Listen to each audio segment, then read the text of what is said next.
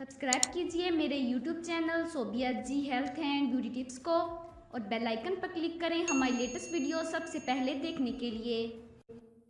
आज लाहौर के मरूफ इलाके बरकत मार्केट में एक वाक़या पेश आया, जहां एक नौजवान शख्स ने लड़कियों से भरी बस जो यूनिवर्सिटी जा रही थी, रास्ते में ड्राइवर ने एक और तालबा के इंतज़ार के लिए गाड़ी रोकी।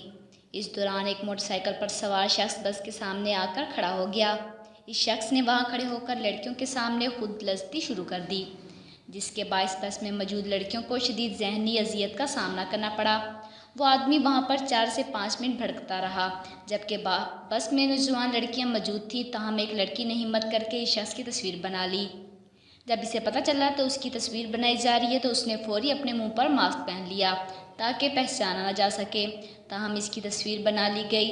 ख़वातीन लड़कियों को अवामी मकामात पर जिनसी हरासगी के वाक़यात पर सामना करना पड़ता है और ये हकीकी बात है कि कई मर्द इस तरह की शर्मनाक हरकत करते हैं।